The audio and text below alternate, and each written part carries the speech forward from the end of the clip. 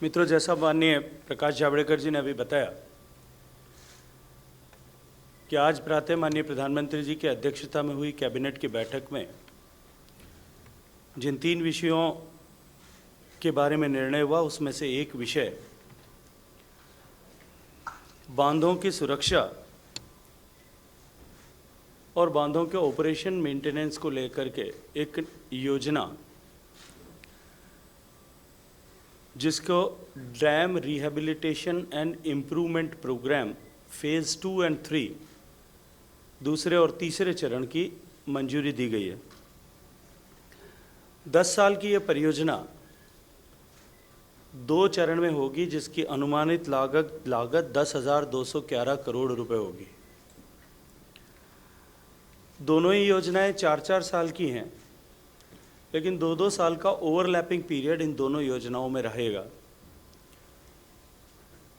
मित्रों, हम सब जानते हैं कि भारत दुनिया का तीसरा सबसे ज़्यादा बड़े बांधों वाला देश है।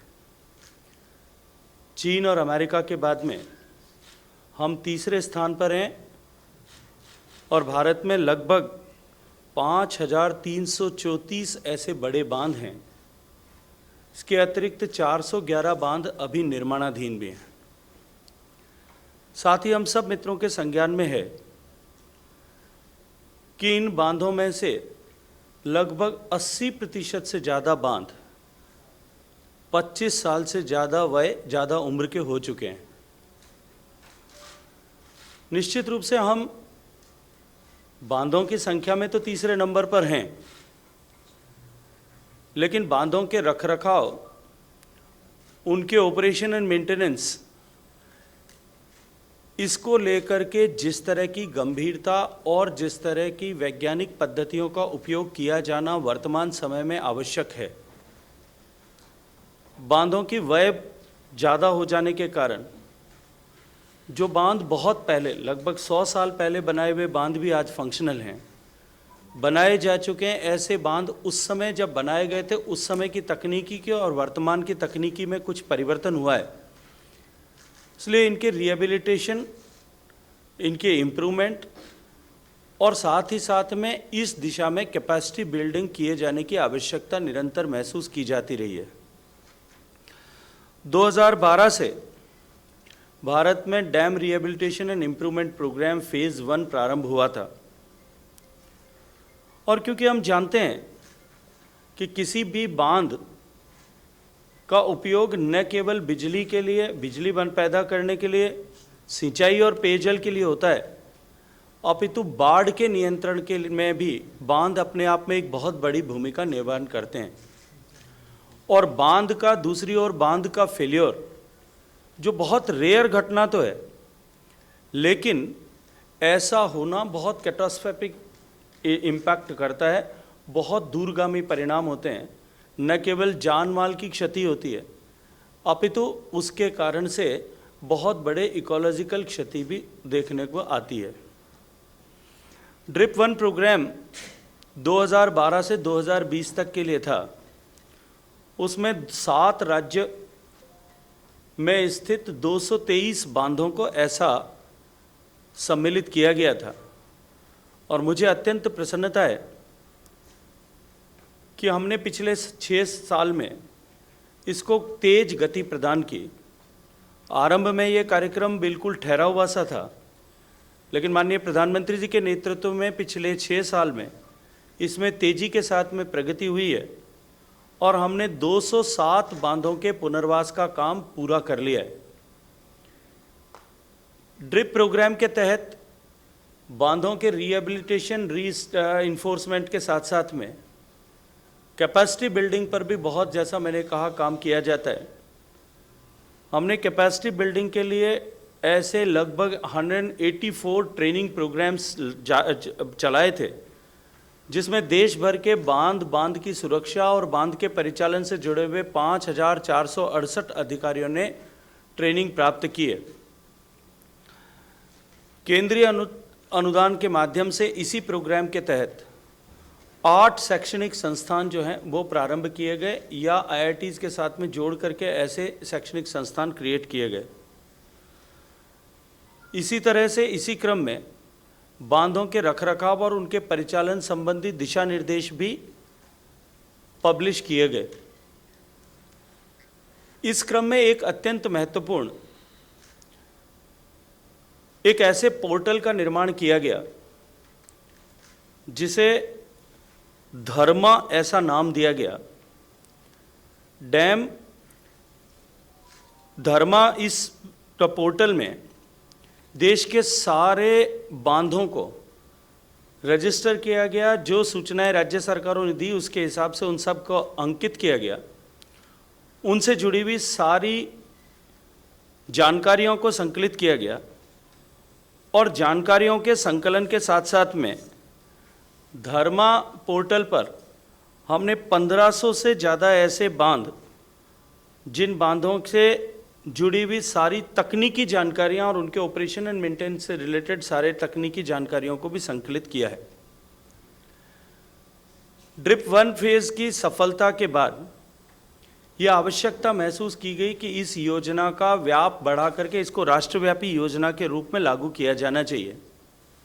और मुझे अत्यंत प्रसन्नता है कि आज कैबिनेट ने माननीय प्रधानमंत्री जी की अध्यक्षता में आगामी 10 वर्षों के लिए इसके फेज़ 2 और फेज़ 3 की अनुमति प्रदान की है, स्वीकृति प्रदान की है।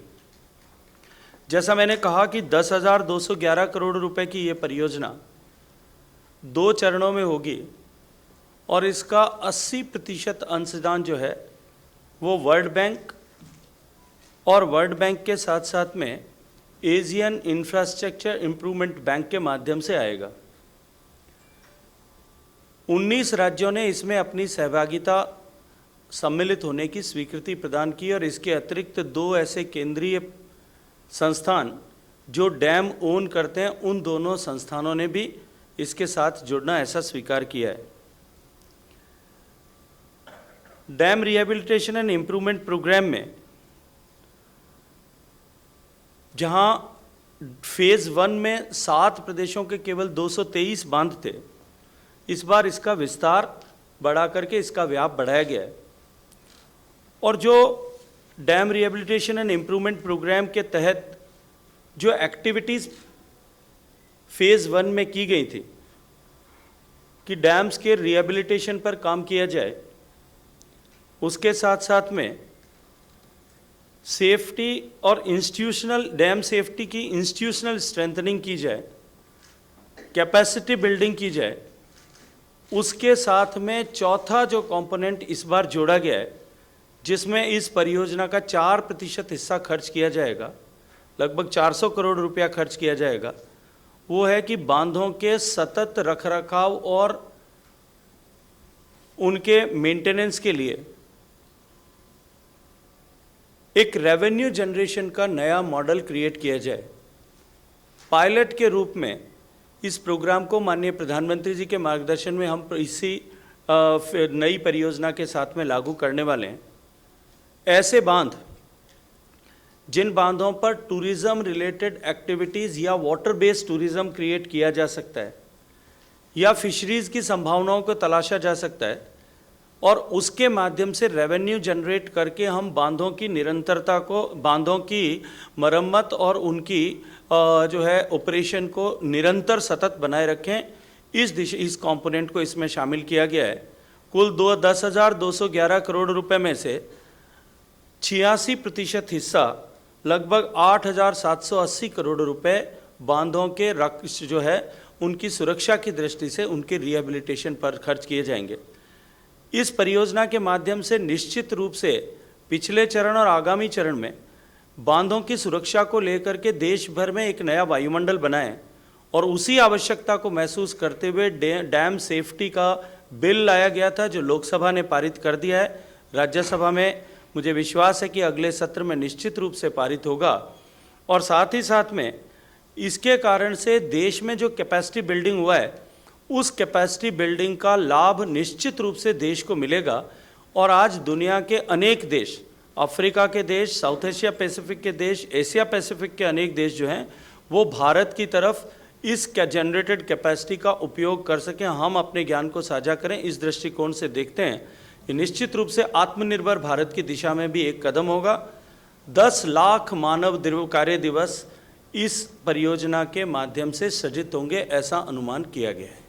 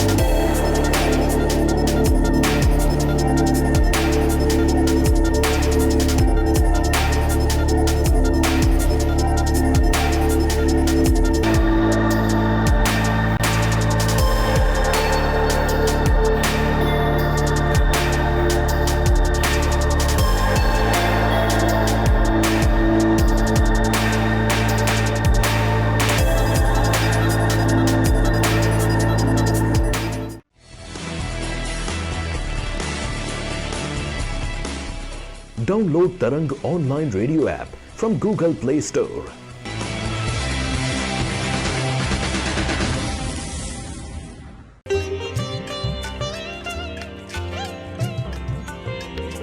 You are listening to Tarang Devotional Online Radio.